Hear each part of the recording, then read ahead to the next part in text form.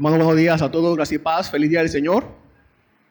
Antes de comenzar, yo formalmente, la enseñanza de hoy, vamos a, como se anunció, vamos a participar de la Cena del Señor. Entonces, lo que vamos a hacer ahora es, bueno, ya los que llegaron, ya se les anunció que debían tomar su pan y su jugo de uvas. Entonces, si usted todavía no tiene en sus manos y va a participar de la Cena del Señor, puede levantarse y tomar, que está ahí atrás, el pan y el jugo de uvas para participar.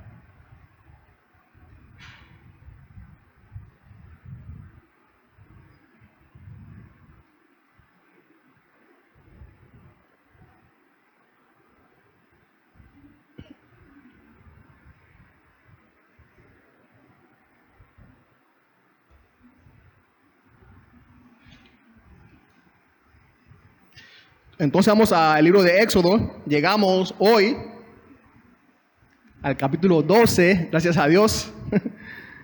Y vamos a ver la porción hoy, a enseñar la porción hoy del versículo 1 al 31. Así que me acompañan a leerlo ahí de sus puestos, me siguen allí en la lectura. Éxodo 12 del 1 al 31.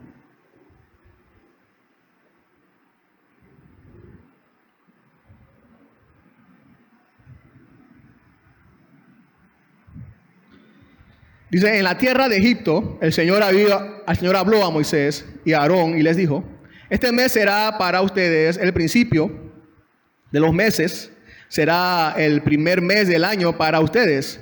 Hablen a toda la congregación de Israel y digan, el día 10 de este mes, cada uno tomará para sí un cordero según sus casas paternas, un cordero para cada casa. Pero si la casa es muy pequeña, para un cordero, entonces él y el vecino más cercano a su casa tomará uno según el número de personas. Conforme a lo que cada uno coma, dividirán ustedes el cordero. El cordero será un macho sin defecto de 1 año. Lo apartarán de entre las ovejas o de entre las cabras y lo guardarán hasta el día 14 del mismo mes. Entonces toda la asamblea de la congregación de Israel lo matará al anochecer. Ellos tomarán parte de la sangre y la pondrán en los postes y en el dintel de las casas donde lo coman. Comerán la carne en sí misma esa misma noche, asada al fuego, y la comerán con pan sin levadura y con hierbas amargas. Ustedes no comerán nada de él crudo ni hervido en agua, sino asado al fuego, tanto su cabeza como sus patas y sus entrañas.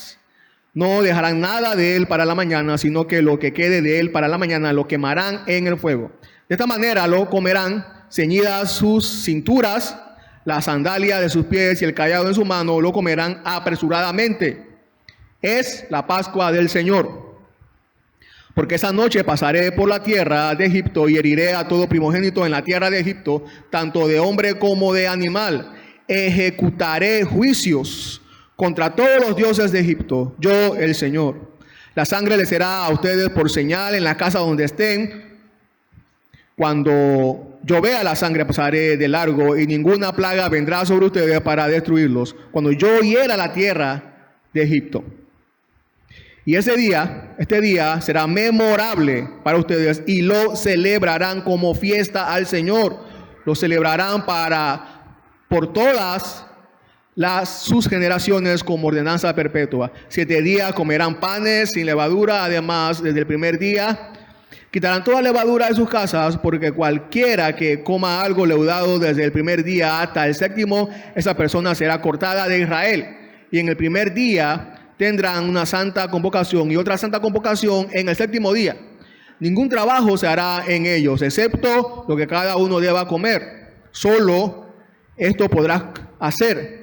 Guardarán también la fiesta de los panes sin levadura, porque en ese mismo día saqué yo a sus ejércitos de la tierra de Egipto. Por tanto, guardarán ese día todas sus generaciones como ordenanza perpetua. En el mes primero comerán los panes sin levadura desde el día 14 del mes por la tarde hasta el día 21 del mes por la tarde. Por 7 días no habrá levadura en sus casas, porque cualquiera que coma algo leudado, esta persona será cortada de la congregación de Israel, ya sea extranjero o nativo del país. No comerán nada leudado. En todo lugar donde habiten comerán panes sin levadura. Entonces Moisés convocó a todos los ancianos de Israel y les dijo: saquen del rebaño corderos para ustedes según sus familias y sacrifiquen la Pascua. Tomarán un manojo de hisopo y lo mojarán en la sangre que está en la vasija y untarán con la sangre que está en la vasija del dintel y los 2 postes de la puerta. Ninguno de ustedes saldrá de la puerta de su casa hasta la mañana, pues el Señor pasará para herir a los egipcios. Cuando vea la sangre en el dintel y en los 2 postes de la puerta, el Señor pasará de largo aquella puerta y no permitirá que el ángel destructor entre en sus casas para herirlos, y guardarán esta ceremonia como ordenanza para ustedes y para sus hijos para siempre, cuando entren en la tierra que el Señor les dará como ha prometido. Guardarán este rito, y cuando sus hijos les pregunten: ¿qué significa este rito para ustedes?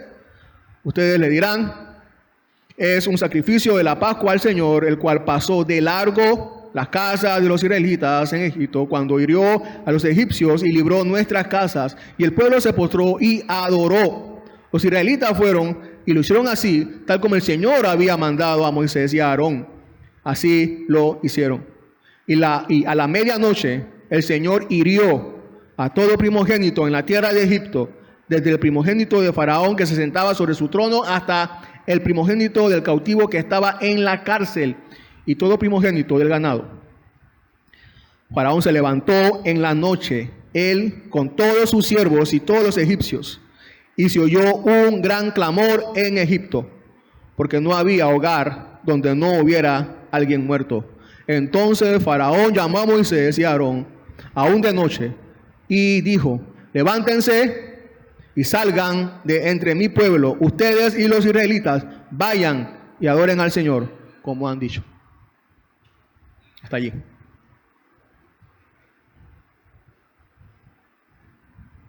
El título de la enseñanza de hoy es El Cordero que Salva.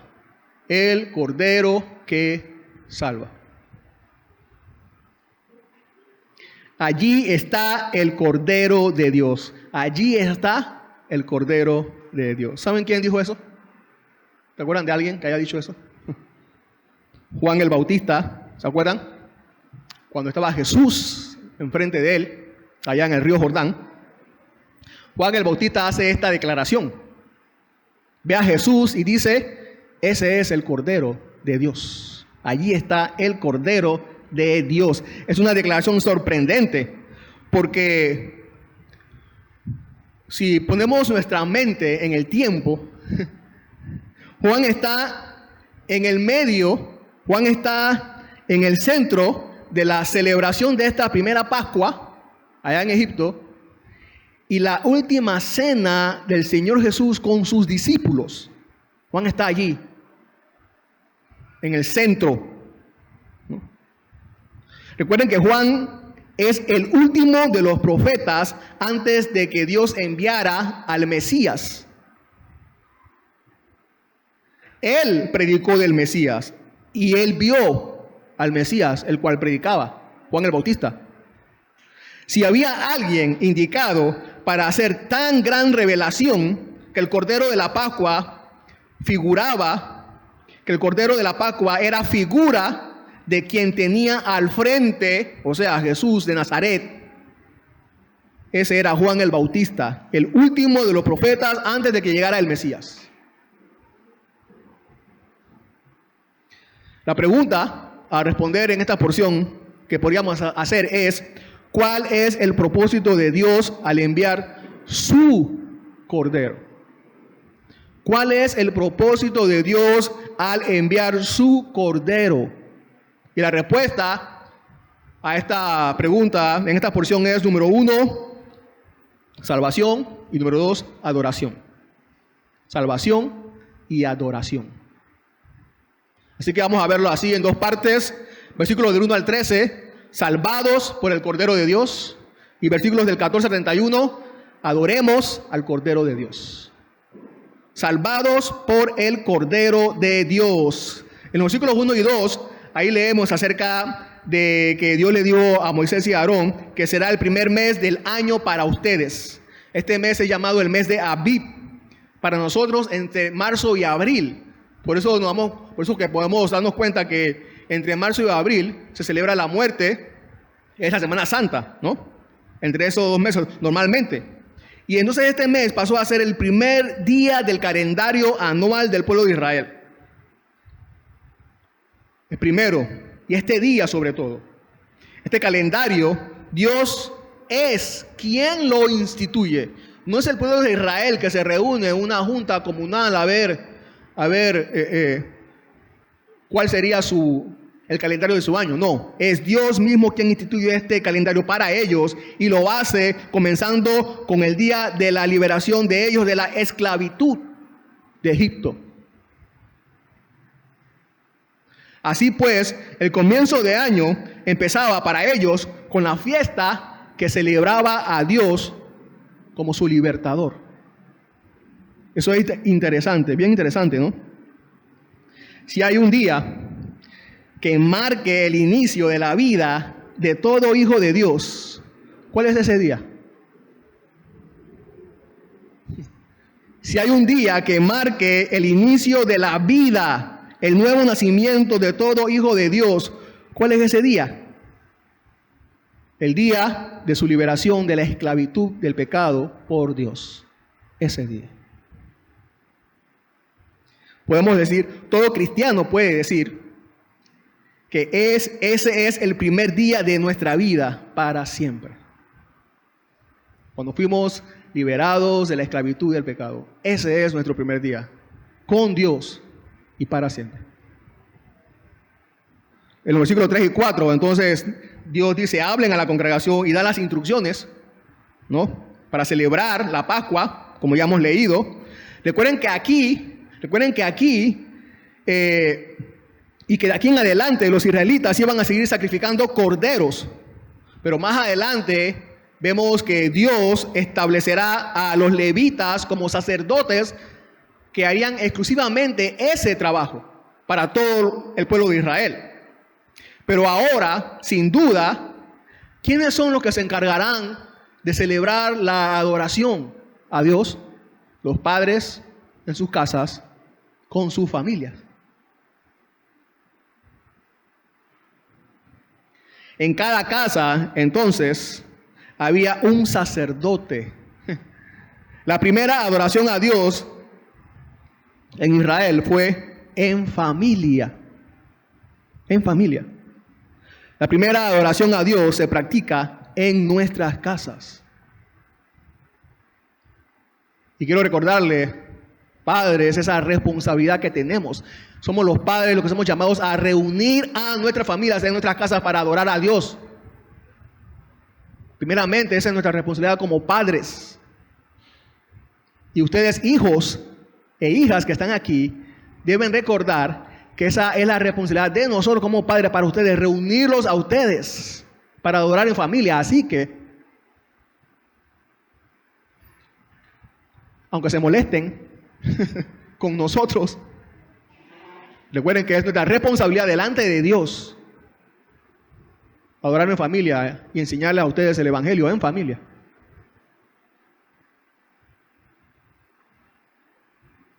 Y en esta celebración, como en toda celebración, ¿qué hay además? Comida. Comida. Y es Dios mismo quien establece qué se comerá para celebrar y adorarle a Él.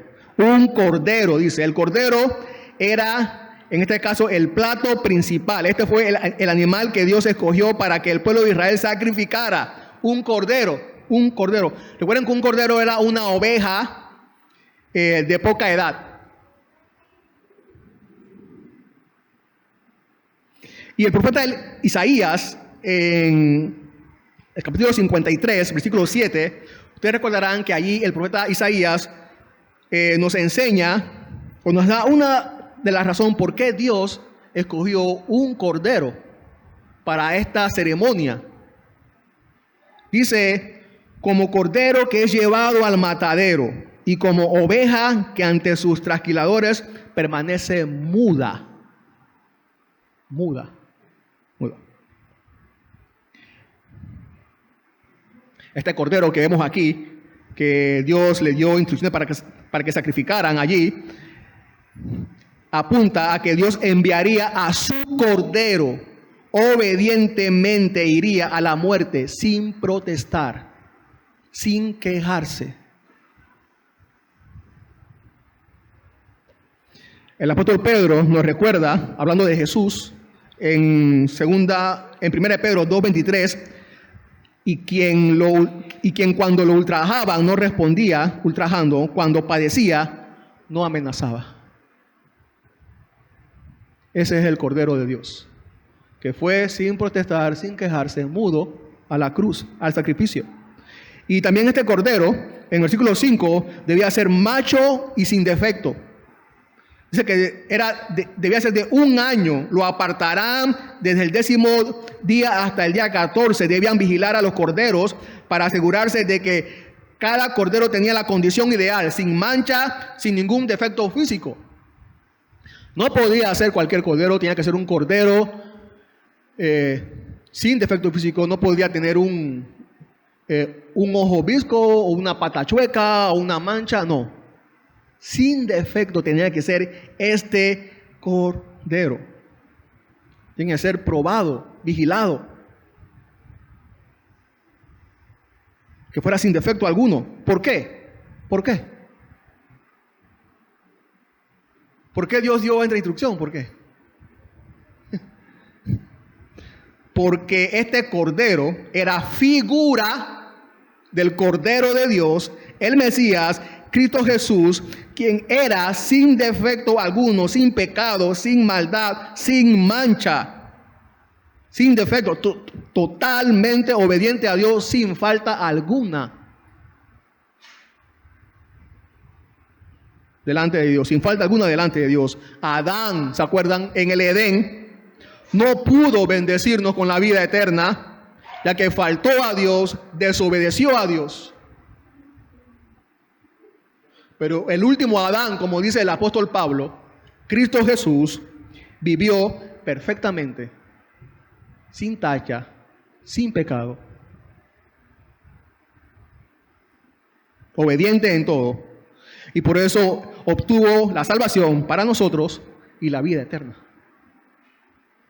Otra vez el apóstol Pedro nos recuerda en 1 Pedro 1, 18 y 19, hablando de Jesús: ustedes saben que no fueron redimidos de su vana manera de vivir, heredada de sus padres con cosas perecederas como oro o plata, sino con sangre preciosa como de un cordero sin tacha y sin mancha, la sangre de Cristo. Cristo Jesús, el único que podía protestar, ya que era inocente, sin culpa alguna, no protestó. Fue mudo. En silencio fue a la cruz como sacrificio para salvarnos. Por eso este cordero debía ser sacrificado, como dice el verso siguiente, el verso 6 y 7, haciendo un resumen. Entonces toda la asamblea de la congregación de Israel lo matará al anochecer, y la sangre la pondrán en los 2 postes y en el dintel de las casas.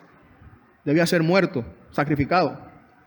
Algunos comentaristas hacen notar que Dios no dice, o que Dios dice matándolo en singular y no matándolos en plural, porque dicen que para Dios no hay sino un solo cordero, Jesucristo.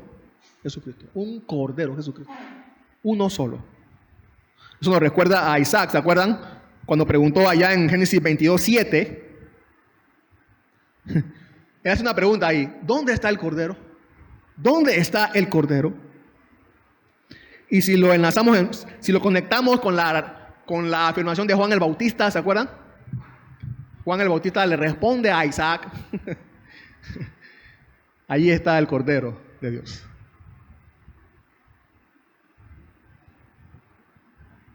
La sangre entonces se aplicó al dintel, sobre las puertas y en los postes laterales. En el versículo 13, más adelante, vamos a ver que allí es que Dios da la razón del por qué pintar la puerta con la sangre. La sangre en la puerta indicaba la muerte del Cordero. Cuando se habla de la sangre de Cristo derramada, se hace referencia a su muerte. Entonces, ellos no serían salvos del juicio de Dios simplemente porque tenían un cordero bonito allí, ¿no? Sin defecto alguno, ¿no? Había que sacrificar ese cordero. Por eso que nosotros no somos salvos por un ejemplo de vida piadosa y linda que Cristo nos dio. No, somos salvos por su muerte, su sacrificio. En el versículo 8 al 11, ahí Dios da instrucciones de carne asada, pan sin levadura, hierbas amargas, ceñidas sus cinturas, o sea, con su cinturón bien apretado, justo, ajustado. Las sandalias en sus pies y el cayado en su mano también lo comerán. La cena la comerán apresuradamente. Tienen que salir rápido de ahí, de Egipto, de la esclavitud. Porque nada debe ser más rápido que salir de la esclavitud.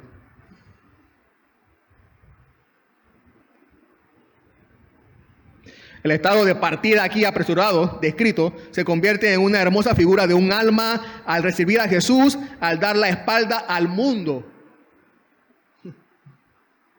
y todo lo que hay en el mundo.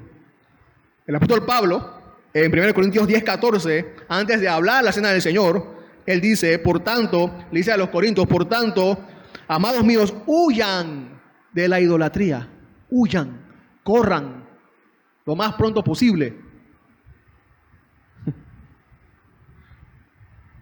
No dice, estudien la idolatría acerca de ella para familiarizarse o jueguen con ella de alguna manera, no. Los israelitas debían salir corriendo de ahí. Nosotros también debemos salir corriendo de la idolatría, del mundo. Debía comerse, también allí es notorio que allí dice que debía comerse con el acompañamiento con hierbas amargas. Hierbas amargas. Como recuerdo de la esclavitud que había sido amarga para ellos todos esos años. Amarga la esclavitud. Para recordar la amargura de la esclavitud del pecado. Debemos recordar nosotros. Me gusta que Matthew Henry dice, Cristo, comentando esta porción, dice, Cristo será dulce para nosotros cuando el pecado no sea amargo. Solamente cuando el pecado te sea amargo es que Cristo será dulce para ti. Tanto la forma de preparar el banquete como la forma de participar en él son significativas. La primera establecida, esta forma que el cordero debía ser asado, no hervido, aparentemente para asegurar que se mantuviera entero en uno solo. Debía ser servido también entero, en una sola pieza y con los huesos sin romper. La razón de esto parece ser que así como que así se mostraba más claramente la unidad de los participantes. Eran uno al comer de un solo cordero. Todos comían entonces y eran así en un sentido real uno. Y las mismas enseñanzas también las podemos ver cuando participamos o se nos enseña que es la misma verdad cuando participamos de la cena del Señor. El apóstol Pablo en 1 Corintios 10:16 dice, la copa de bendición que bendecimos no es la participación de todos juntos de la sangre de Cristo. El pan que partimos no es la participación en el cuerpo de Cristo, todos allí participando del mismo pan. Puesto que el pan es uno, nosotros, que somos muchos, somos un cuerpo, porque todos participamos de aquel mismo pan. No que cada uno de nosotros se nos permita traer de nuestras casas el pan que más nos gusta. No es así. No es el pan que más nos gusta. No es el jugo de uva que más nos gusta tampoco. No. Al participar del mismo y único pan y del mismo y único jugo de uvas, evidenciamos que somos uno y el único pueblo de Cristo. Es la Pascua del Señor, dice ahí al final del capítulo 11. Es la Pascua. Ustedes saben que la palabra Pascua significa pasar. Bueno, normalmente se traduce como pasar pasar sobre o pasar por alto. Aquí se traduce también como pasar de largo, y se refiere a eso, pasar de largo.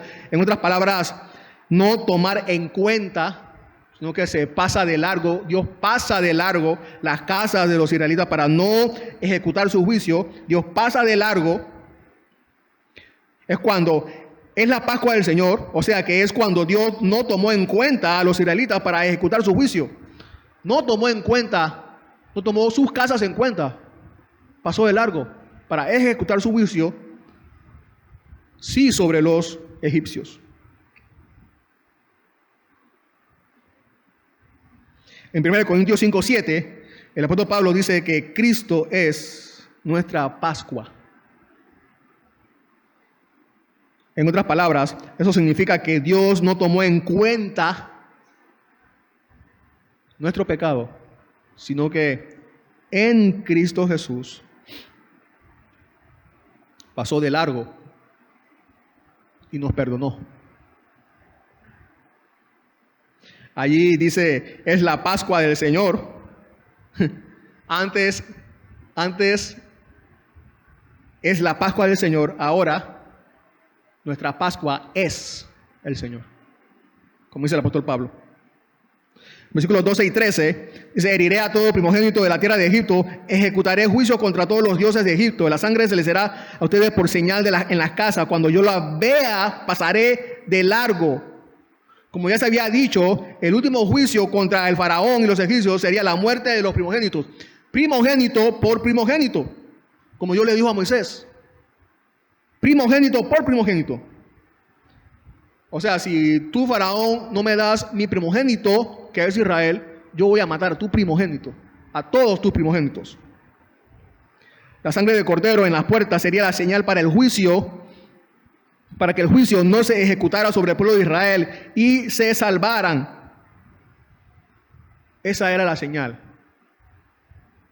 Pero yo me hacía una pregunta, no sé si ustedes se han, estudiando este pasaje, se hicieron esa pregunta.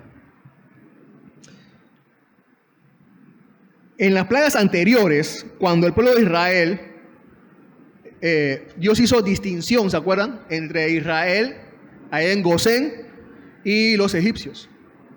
Las plagas que Dios mandaba a los egipcios no le afectaban al pueblo de Israel. Dios hizo distinción y sin ninguna señal. Sin ninguna señal. Ellos no tenían que marcar nada para que Dios hiciera distinción. O sea, Dios no podría hacer lo mismo con esta plaga. Simplemente matar a los primogénitos de los egipcios y no matar a los hijos del pueblo de Israel. Sin marcar nada. ¿Por qué había que marcar? En esta ocasión sí, ¿por qué? ¿Por qué? Recuerden que los israelitas eran el pueblo del pacto. El pueblo del pacto. Ellos eran el pueblo del pacto, pero eso no significaba que ellos eran inocentes, sin pecado. Eso no significaba eso. Ellos, igual que los egipcios, eran pecadores, rebeldes contra Dios, igualito que los egipcios. Ellos merecían el juicio, igual que los egipcios también, pero eran el pueblo del pacto. ¿Qué significa eso? Significa que Dios había hecho un pacto de que salvaría a su pueblo porque otro moriría por ellos. Por eso. Esta es la promesa que Dios hace en Génesis 3:15. Le hace allá a la serpiente, ¿se acuerdan? De que Él enviaría a alguien que mataría a Satanás, pero que Satanás heriría también. Así que la sangre era la señal de que el cordero había muerto y había sido sacrificado por lo que estaba en esa casa.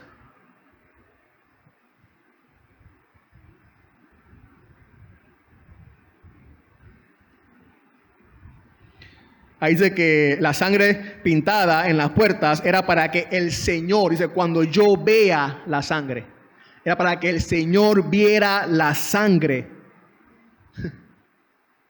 No era para que la puerta tuviera un adorno bien bonito, no. Era para que el Señor viera la sangre. La sangre tenía que estar allí pintada. Dios tenía que verla. Y así entonces esa casa allí sería salvada. Así que no era que los israelitas podían decir, bueno, Dios me va a salvar porque es que yo siento que la puerta está allá afuera pintada. Así yo lo siento en mi corazón. No. No se trataba de sentir. La puerta tenía que estar pintada con la sangre de Cristo. Dios tenía que verlo, que ver la sangre.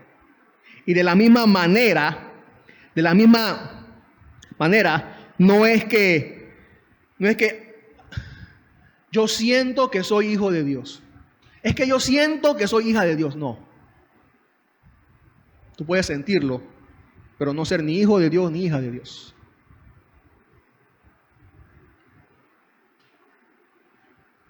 Dios tiene que ver que la sangre de su cordero está sobre ti.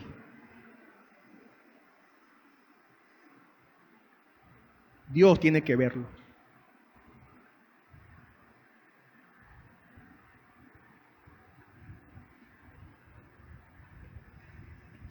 La sangre de Jesús, vista por el justiciero divino y puesta sobre nuestros corazones, ha hecho que el juicio de Dios sea apartado de nosotros y la salvación eterna nos está asegurada. Para nosotros, como para los hijos para el pueblo de Israel en ese momento, hay un solo método, un remedio, provisto: la sangre del cordero. Sangre del cordero. Esta es, más adelante, se conoce como la doctrina de la expiación, ¿no? De aquí en adelante, la sangre del cordero sería parte del pueblo de Israel. No hay otra condición, la sangre sola. Solamente la sangre. No la sangre y una lista de cosas buenas que tú hiciste. No. Solamente Dios tiene que ver la sangre de su cordero sobre ti. La sangre estaba en todo el pueblo de Israel. Indiscutiblemente, todo el que pertenece al pueblo de Dios tiene la sangre del Cordero Divino, Cristo Jesús, sobre él. La palabra sangre resume nuestra salvación. La palabra evangelio tiene una palabra sinónima. Esa es la palabra sangre. La sangre de Cristo. ¿Por qué me llama la atención o me gusta cómo alguien comenta esta parte así? Dice, ¿por qué Dios eligió esta forma para salvarnos? ¿Por qué? ¿Por qué? ¿Por qué la sangre de Cristo Dios la considera como un sacrificio de expiación y que opera para la remisión de nuestros pecados? ¿Por qué Dios eligió esta forma para salvarnos? ¿Por qué la sangre de Cristo? ¿Por qué? Él contesta, la respuesta cristiana de todo cristiano es esta: no sé, ni me concierne saber. No sé, ni me concierne saber de qué manera el sacrificio de Cristo está conectado con el perdón de mis pecados. Es suficiente que éste sea declarado por Dios como el medio a través del cual se efectúa mi salvación. No pretendo bucear en los consejos del Todopoderoso. Me someto a su sabiduría infinita.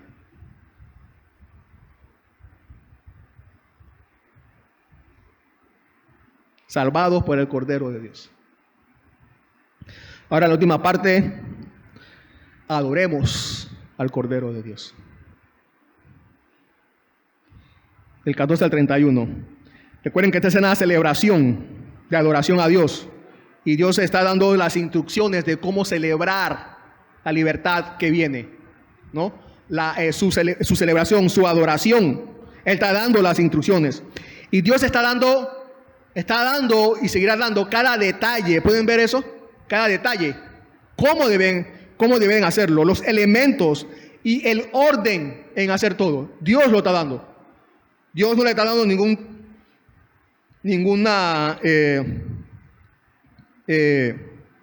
espacio a Moisés o a Aarón para que sean espontáneos en su adoración. No. Para su adoración pública, Dios ha dado un orden a seguir. Esto lo vamos a ver en el resto de la Biblia también. Dios ha provisto en la Biblia los elementos para su adoración pública.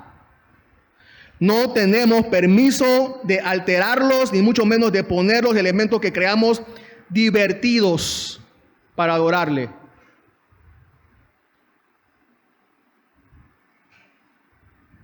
Así que este día, dice el versículo 14, será memorable, una fiesta, y lo celebrarán por todas las generaciones como ordenanza perpetua. Será memorable, fiesta, y será realizada para siempre. Después de ser marcado por la sangre, la puerta marcada por la sangre, entonces comienza la celebración, comienza un banquete. Banquete comienza. Solo cuando la casa estaba a salvo de la destrucción, seguro, con la sangre afuera allí marcada, en la oscuridad de aquella fatídica noche, la familia liberada podía reunirse alrededor de la mesa para celebrar. La sangre del Cordero que se convierte en nuestra seguridad, por ella ahora Dios nos provee de un banquete para nuestras almas a través de la cena del Señor. Memorable, dice, esta celebración será memorable. La Pascua va a ser memorable, dice, para siempre, perpetuamente. Esta celebración será por las generaciones futuras. El significado adicional sería de un memorial. Ellos debían recordar siempre cómo el Cordero los libró de la muerte. Además, se celebró antes de que la liberación que se conmemoraba se hubiera cumplido. Al igual que la Pascua, en la última cena de Jesús con sus discípulos, también Él dijo que debían tomar de allí en adelante el pan y el jugo de uvas a su memoria, antes de que se cumpliera la libertad de la esclavitud de todos los pecadores de su pueblo.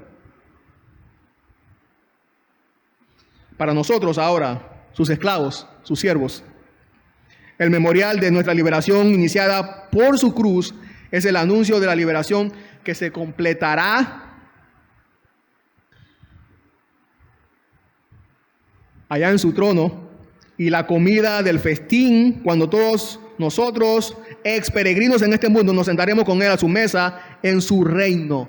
El pasado, como dijo alguien, el pasado, el presente y el futuro de todo cristiano está colmado de todo recuerdo de la obra de Jesucristo.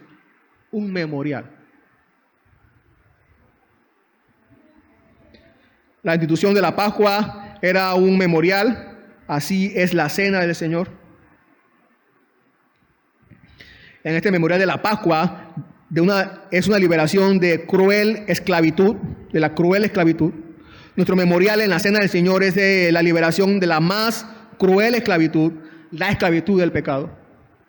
También esta Pascua aquí mencionada era un memorial de una liberación de la esclavitud mediante el sacrificio de una víctima inocente.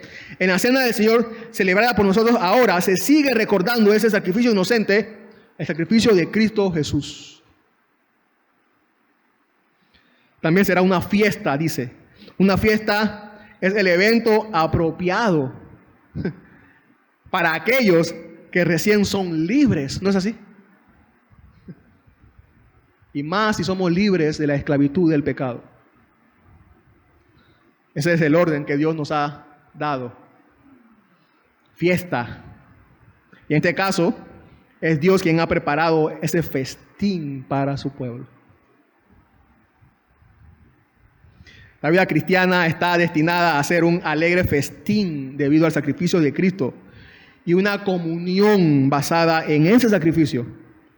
Nos deleitamos en Cristo cuando nuestra mente se alimenta de Él como la verdad ahí en la cena del Señor. Cuando nuestro corazón se llena y se satisface con su amor, cuando todos nuestros deseos y esperanzas y los deseos se abastecen de Él y encuentran en Él su suficiencia allí en la cena del Señor, cuando la celebramos. Por eso no puede haber otro día más feliz para el cristiano que el día cuando fue librado de la esclavitud del pecado. Será una ordenanza perpetua para siempre. Esta Pascua se debe celebrar para siempre. ¿Por qué? ¿Por qué? La Pascua sería una fiesta que se debe celebrar para siempre por la única razón de que el verdadero Cordero, el Cordero de Dios, Cristo Jesús, vive para siempre. Por eso. La sangre de Cristo es derramada una sola vez y para siempre. Esa es la razón de la perpetuidad de esta celebración. Después de la esclavitud, del pecado, ¿qué sigue? Un festín, una fiesta sin fin. Nuestra esclavitud del pecado duró mucho, pero la fiesta de nuestra libertad no tendrá fin. El Cristo, como dijo alguien, el Cristo por nosotros debe convertirse en Cristo en nosotros, recibido y apropiado para nuestra fe como fuerza de nuestra vida. Que todo el pueblo cristiano se dé cuenta, no solo de que es una obligación, sino que es un gozo, el gozo de venir a la mesa del Señor, y allí donde obtenemos el más rico banquete, el más rico festín que nuestra alma puede tener. En los versículos 15 al 20 se habla de la fiesta de los panes sin levadura. Recuerden que era sin levadura por el apresuramiento de salir. No tenían tiempo para leudar el pan. Además, esto era símbolo de la levadura. La levadura era símbolo de dejar a Egipto atrás, dejar la idolatría atrás, dejar el mundo atrás. Y en esta porción también, ahí en el versículo 19, se habla de que el extranjero no podrá, a menos que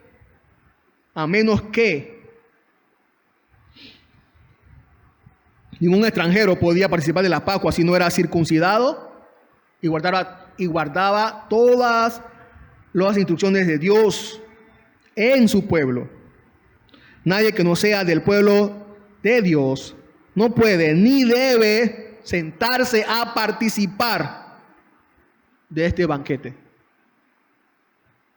Nadie que no sea del pueblo de Dios no puede ni debe sentarse a participar de la mesa del Señor, en la cena del Señor, pues lo hará por motivos equivocados. En 1 Corintios 11, 27, el apóstol Pablo dice: de manera que el que coma el pan o beba esta copa del Señor indignamente será culpable del cuerpo y de la sangre de Cristo. ¿Qué significa indignamente? No de acuerdo a los motivos y propósitos que Dios la instituyó. Celebrar la liberación suya del pecado para adorar a Dios. En los versículos 22 y 23 dice que ninguno de ustedes saldrá de la puerta de su casa hasta la mañana, mientras Dios está ejecutando su juicio contra los egipcios. Ellos debían estar encerrados, marcar la puerta con la sangre del cordero y estar encerrados celebrando allí entonces hasta la mañana. Estaba leyendo una historia, dice que un hombre cruzó un desierto tenebroso, llegó a una cabaña solitaria, contento por el refugio, no pudo evitar reflexionar sobre la soledad de los habitantes y de preguntarse allí de cómo podían vivir, cómo podían estar seguros con tanta soledad, distantes uno del otro. Por la mañana, cuando estaba a punto de seguir su camino, le preguntó a la señora dueña de la casa si no tenía miedo de vivir en ese lugar solitario. Ella respondió así: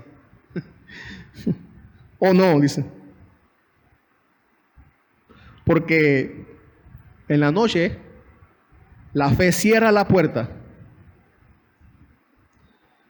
y la misericordia la abre por la mañana. Así respondió. Y era lo mismo que hicieron el pueblo de Israel allá. Por la fe, por la sangre del Cordero en sus puertas, por la fe cerraron las puertas. Y por la misericordia de Dios en la mañana pudieron abrirla. Ellos debían permanecer dentro hasta que el Señor hubiera pasado en juicio. Ellos reposando tranquilos con la sangre protectora. Al actuar así tenían quietud, confianza, fuerza, paz. ¿En qué otro lugar podemos refugiarnos hasta que las calamidades hayan pasado? ¿En qué otro lugar? No hay seguridad para nosotros fuera de la obra del Cordero de Dios por nosotros. En los versículos 24 a 27 dice que habla ahí de que esa ceremonia, la Pascua, debía celebrarse para ti mismo primero y también para que le expliquemos a nuestros hijos lo que significa. Bueno, en el caso ahí del pueblo de Israel, a sus hijos, ¿no? ¿Qué significa ese rito? ¿Qué significa esa ceremonia? Primero para ustedes. Y también debemos aplicarlo a la cena del Señor. En otras palabras, para beneficio de ustedes, para su fe, para su esperanza, para confirmar su fe, para confirmar su esperanza. En 1 Corintios 11:28, el apóstol Pablo dice: por tanto, examínese cada uno a sí mismo. Examínese y entonces coma el pan y beba la copa. Examínese. ¿Qué quiere decir ese examínese? ¿Qué quiere decir? Debemos asegurarnos que estemos participando de la cena del Señor por y para las razones correctas. Eso es, examínese. ¿Cuáles son esas razones correctas? Adorar a Dios y creer sus promesas. Esas son las razones correctas para celebrar. Adorar a Dios y creer sus promesas. Para sus hijos, para siempre también. Si preguntan, ¿qué quiere decir este rito? Bueno, los elementos, el pan, bueno, nosotros en la cena del Señor, el pan y el jugo de uva son dos buenos elementos, imágenes, que curiosamente nuestros hijos van a prestar atención y van a ver y preguntar, ¿qué es eso? ¿Por qué lo hacen? Es una buena oportunidad entonces para enseñarles el Evangelio, que solo en Cristo hay salvación.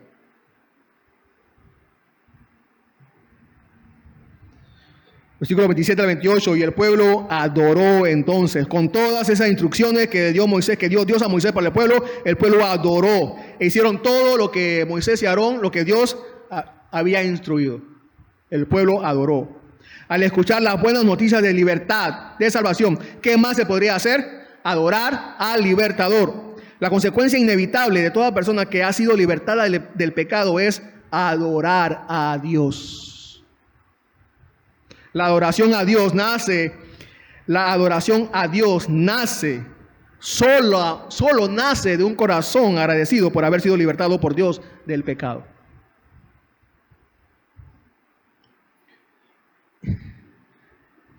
Y entonces esa persona se unirá a otros también para adorar a Dios juntos. En los versículos 29 al 31, para ir terminando, entonces se oyó un clamor en Egipto.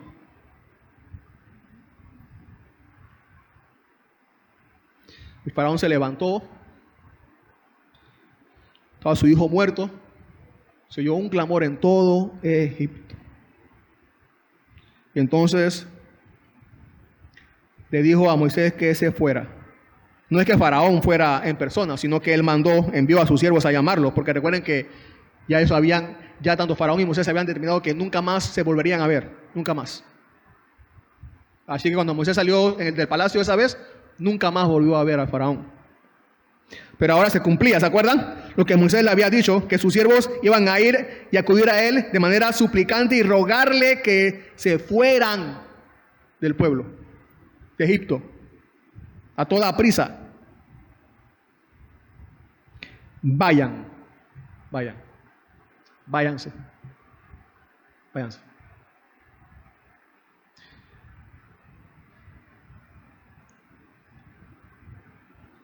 Esa era la palabra que Dios le prometió a Moisés, que el faraón iba a decir después de esto. Los dejará libres. Y ahora el faraón dice, váyanse de aquí.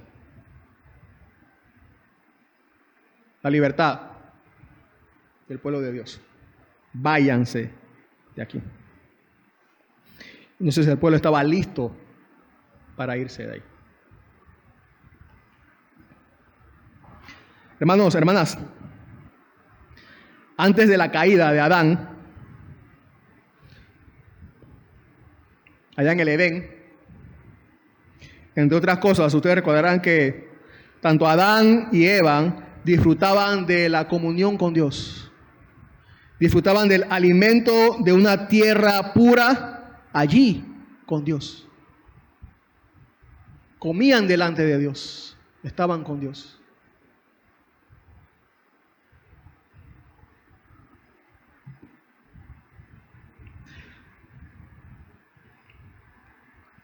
Pero Adán y Eva se rebelaron contra Dios al desobedecerle y al ser ellos echados del jardín, perdieron la comunión con Dios y esa provisión de alimento que tenían allí en el jardín.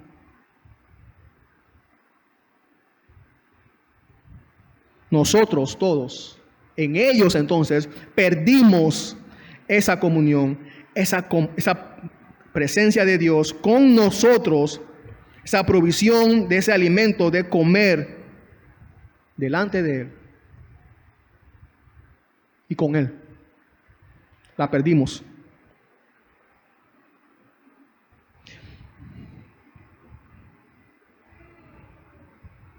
La promesa entonces después, más adelante, ahí en Génesis 3:15, por Dios, que Dios hizo de la venida del Mesías, traería de vuelta esa comunión y esa provisión.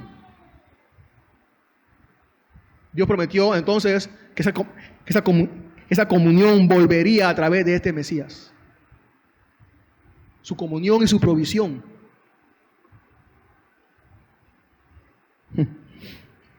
En el establecimiento de esta Pascua, hemos visto que Dios vuelve a confirmar el pronto cumplimiento de esa promesa. A través de mi Cordero vamos a volver a estar juntos en comunión y comer juntos.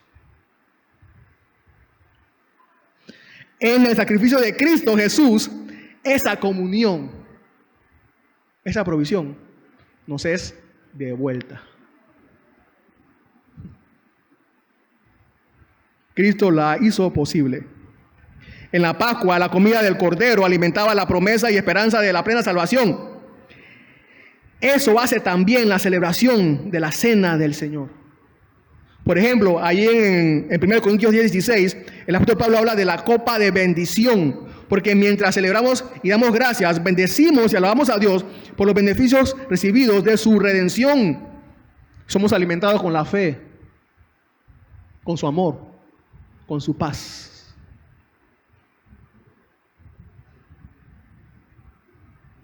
Así que, hermanos, hermanas, no es casualidad que Jesús ahora, en esta última celebración de la Pascua con sus discípulos, antes de ir a la cruz, inaugure un nuevo memorial.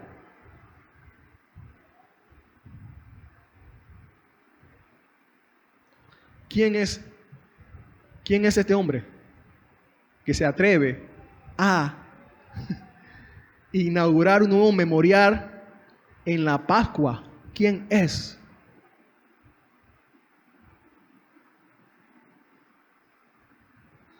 Jesús allí reveló que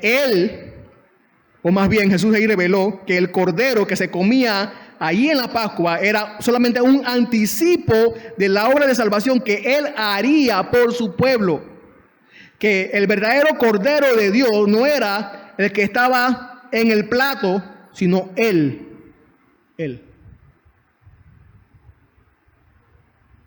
Cuya sangre protege a su pueblo del juicio de Dios y le da vida eterna. En Lucas 22, 19 y 20, Jesús allí en esa reunión con sus discípulos los invita a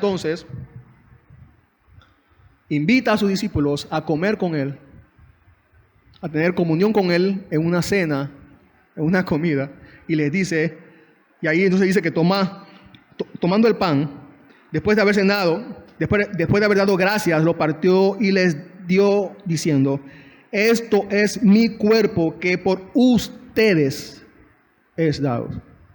Hagan esto en memoria de mí. De la misma manera tomó la copa después de haber cenado diciendo, esta copa es el nuevo pacto en mi sangre, que es derramada por ustedes. El verdadero Cordero de Dios entonces nos dio las instrucciones de cómo celebrar la verdadera liberación. Él tomó el pan y dijo, esto es mi cuerpo. Tomó el vino y dice que ese vino era su sangre. Él nos ha preparado esta mesa en la cual nos alimentamos de la esperanza de salvación, mientras recordamos su obra al comer este pan y este jugo de uvas. Esta es la mesa del pacto. Disfrutamos de la mesa del nuevo pacto. Así que, hermanos, les invito a tomar su pan que tienen allí.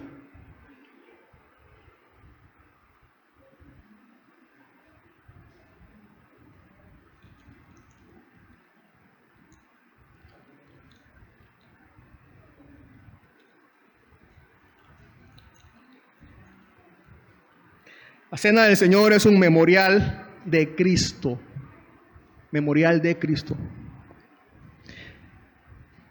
Es una evidencia permanente de la verdad del cristianismo.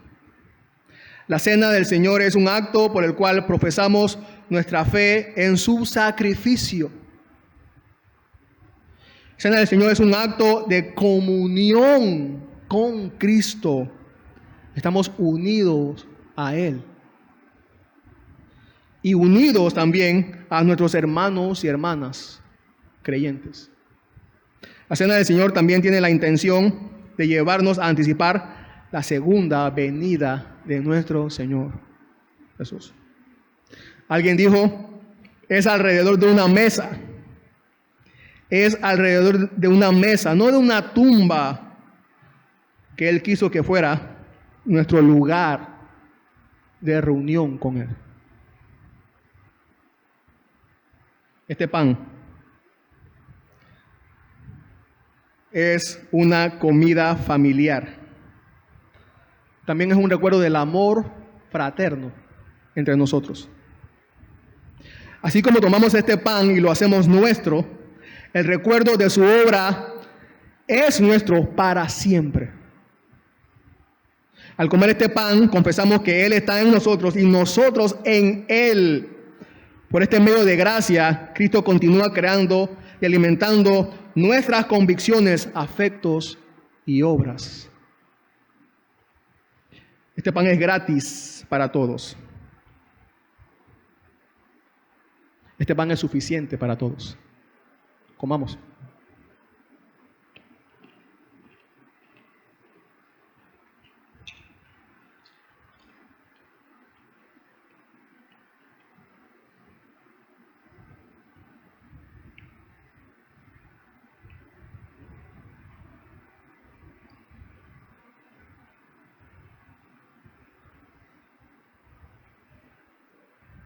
Se nos da una copa llena, no una copa vacía, una copa llena, no una vacía. Él se entregó, su sacrificio fue para llenar esta copa con su sangre por nosotros.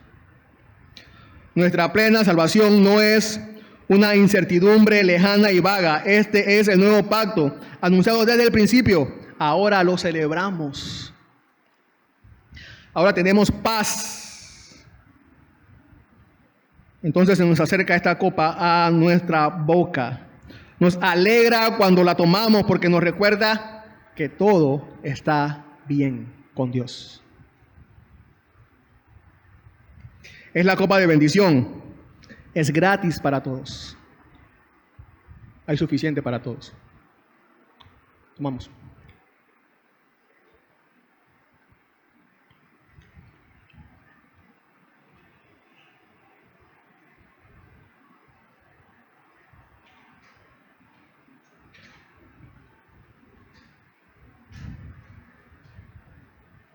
Señor, gracias por tu sacrificio por nosotros, Señor.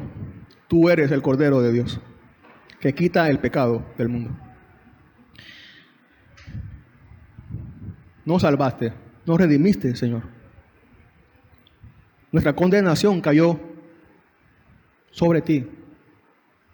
Nuestro castigo sobre ti. Y nos hiciste libres para siempre. Nos salvaste y nos diste vida para siempre. Señor, por eso te esperamos ahora con gratitud y anhelo. Y que siempre aprovechemos toda oportunidad para hablar de este grandioso evangelio. De la buena nueva de salvación, Señor. Sosténnos, sigue dándonos tu gracia, Señor, para correr la carrera de la fe. Y que cada vez que participemos de esta comida, Señor, nuestra fe, nuestra esperanza, nuestra alma toda sea alimentada, Señor. Y que tu gracia nos sostenga hasta el final. Amén.